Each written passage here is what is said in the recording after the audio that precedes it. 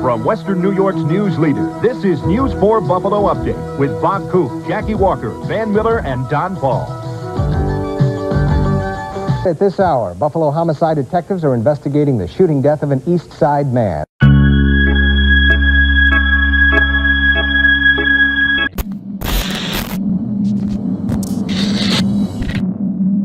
What do Rick James, Griselda Records, one of the founding fathers of the American Mafia, and a murderous coke king called Sly all have in common? They all come from Buffalo, New York. Now, Buffalo is one of the forgotten corners of America. It's often compared to Detroit for its desolate streets, broken economy, and high violent crime rate.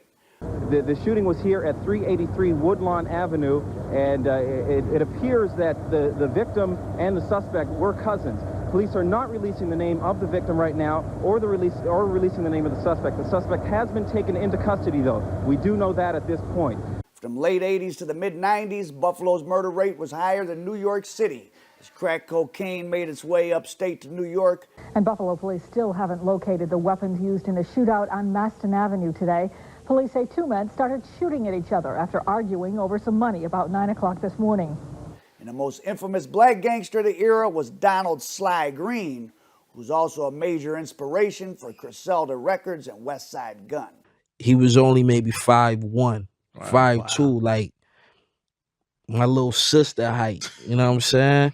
But put a 6'5" nigga in the trunk by himself. You know what I'm saying? Like, you didn't want to. Buffalo's Mafia family was extremely important from the beginning of Cosa Nostra. Family boss Stefano Magaddino became the only original member of Lucky Luciano's Mafia commission other than Al Capone, who wasn't down in New York City. And Don Magaddino ruled Western New York's Mafia for 50-plus years, which made him the longest tenured Mafia Don in history. Buffalo was one of the most lucrative organized crime centers in the country. Crime and the entertainment business in America are almost synonyms. In a way, music legend Rick James was made by the Buffalo Mafia. Growing up in the late 50s and early 60s, his mother ran numbers for the Buffalo Mob, and her job required her being at various mob-owned nightclubs and bars where the top black musical acts of the day would play live music, and little Rick got to see John Coltrane, Miles Davis, and other heavy hitters up close and meet them in person.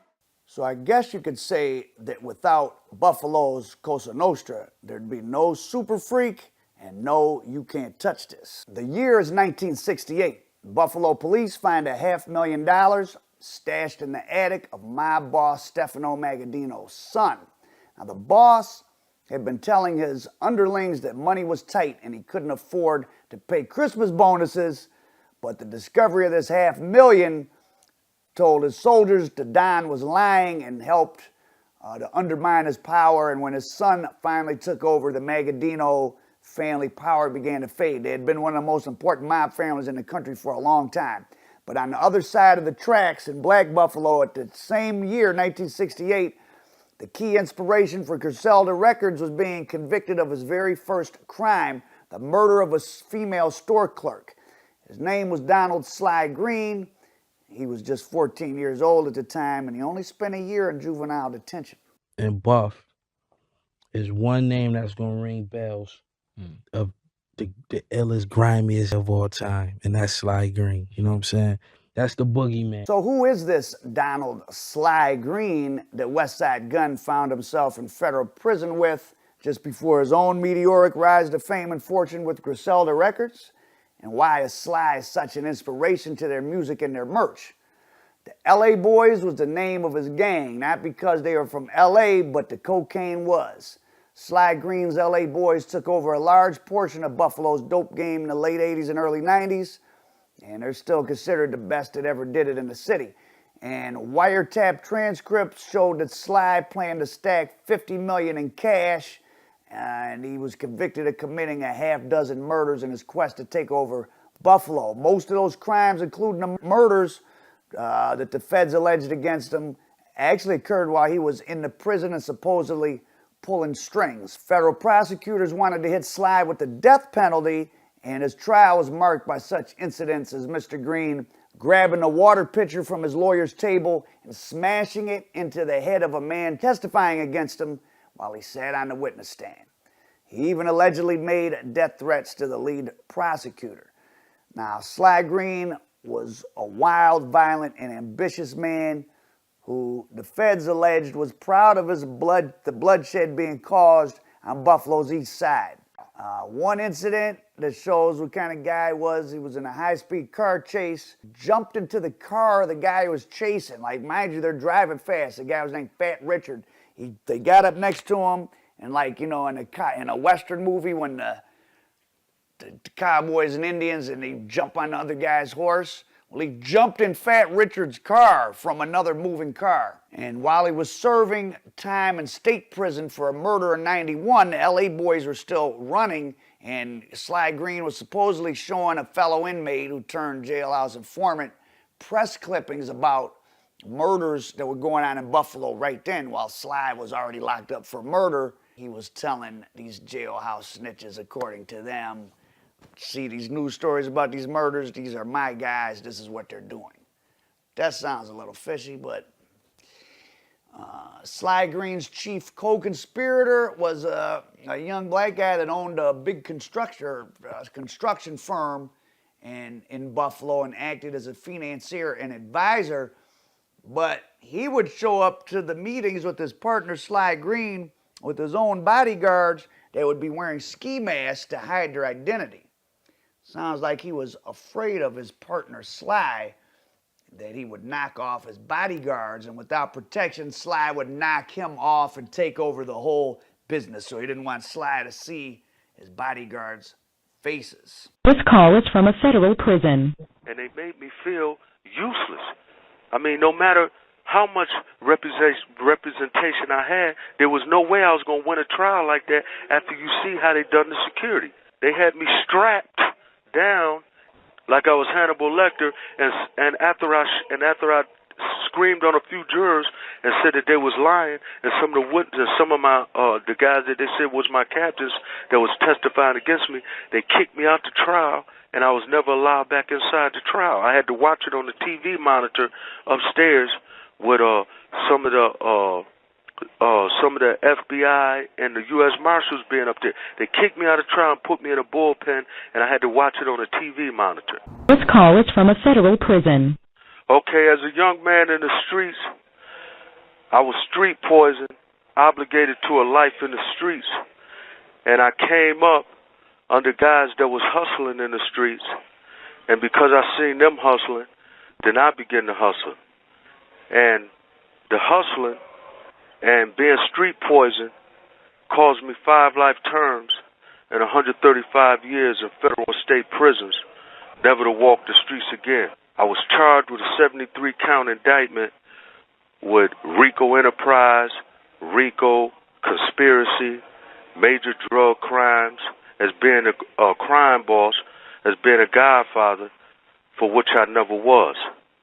And I had 32 co-defendants. I proceeded to trial on both federal and state crimes after being convicted and sentenced on both cases. And as a result of being convicted and sentenced on both cases to 5 life terms and 135 years, I went straight to the law library in the federal prisons that I've been to, trying to win my freedom and free myself from the madness that I caused myself. During the mid-2000s, Westside Gunn found himself in federal prison for drug trafficking. Now, as most of you know, in federal prison, inmates organize along the lines of race, region, gang, and of course, city. And Buffalo's high crime, but it's only 250,000 people. So Gunn and Sly Green formed a main unit of the Buffalo car and spent a lot of time together in the feds. The air is thin at the top. And the people that move around and are successful at a high level tend to be connected, from gangsters to rappers. But I was very familiar with the story of Donald Sly Green, the most infamous street legend of modern Buffalo. In fact, some of Griselda's most popular merch features Sly Green. King Buffalo doesn't want to brag about. It now ranks as one of the most dangerous cities in the country. Good evening. When it comes to crime, the Queen City does not shine too brightly. Buffalo now joins the ranks with some of the most violent urban areas in the United States. Buffalo ranks as the 10th most dangerous city, according to Forbes. So what does the City of Good Neighbors have to say about this? Buffalo has lost more than half of its population since the 1950s, just like America's twin crime capitals, St. Louis and Detroit. Fewer people live in Buffalo today than they did in the year 1900. It's a city that's time in many ways has passed. And Giles says the neighborhood gangs are almost everywhere on the east side. What percentage of the population on the east side lives in a neighborhood that has that presence? Oh, 80%. Really? So most folks who live on the east side are living in a neighborhood that can walk out their door and at any given moment hear gunshots.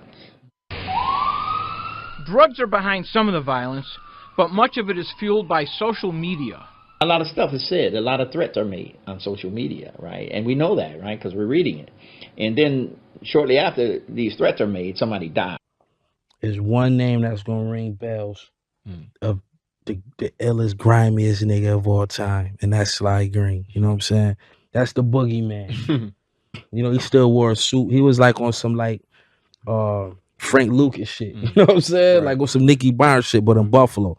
Now, the same social and economic conditions that breed crime often breed innovative artistry. The South Bronx birthed hip-hop itself during New York's darkest hours in the 70s, and Detroit is a place today where even the backpackers are gangster rappers, and even the street guys have to have real bars if they want to be rappers.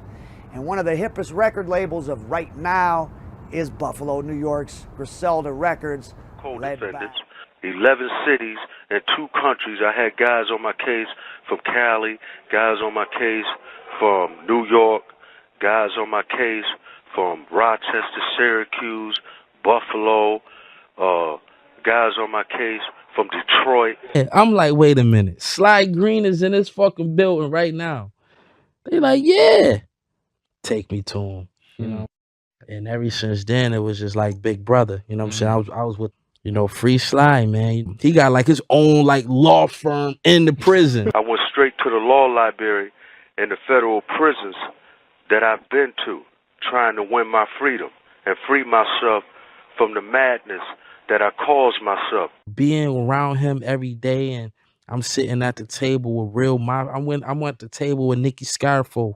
You know what I'm saying? Mafia, Don out of Philly, shit like that. Like, because of Sly. Like, I'm with cartels, and I was like his little brother. I'm from Buffalo. That, yeah. You on the fucking Don Diva. You on the Don Diva. I'm like, what? What the fuck? And it was like, yo, Sly on the cover. So it was huge in my city, of course. This is fucking Sly on the cover of Don Diva. You know, that's like the street Bible and shit.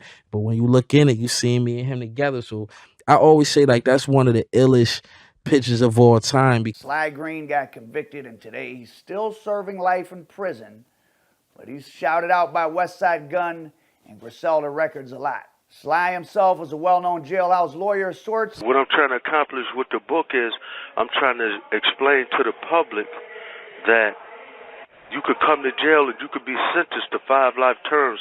That don't mean that you have to keep it. That don't mean that you have to do all that time just because you convicted of charges from which you was not even guilty of. Some of the charges, the drug charges, I was not even guilty of. I never committed. And I'm trying to show the public that they really want a trial through security rather than through legal honesty. They hyped the trial up. They made the trial look like something that it really wasn't. They made the case bigger than life. And they made me bigger than life. They blew everything up because they never proved 100 keys a month for 4 years. They never proved that I was worth $50 million. They never proved that. This is just testimony that they're talking about. So a lot of things they never proved, but by them having the military helicopters, by them having over 150 U.S. Marshals, by them having snipers all on the roofs, the streets around about 3-mile radius, and this is the biggest trial we've ever had with Sly Green and 32 co-defendants from various cities and the guys from Colombia, he's the head of the case. They blew it up so big that there was no way that I could... This call is from a federal prison. As for Westside Gunn and Griselda Records, they're one of the brightest shining lights in hip-hop right now, and recently opened a very successful store based around Gunn's merch empire in their hometown of Buffalo called Buffalo Kids. Line stretched down the concourse at the Walden Galleria in Cheektowaga for the grand opening of a new store called Buffalo Kids. It's a lifestyle and clothing apparel brand founded by rapper and Buffalo native Westside Gunn. Al Prophet, America Dope.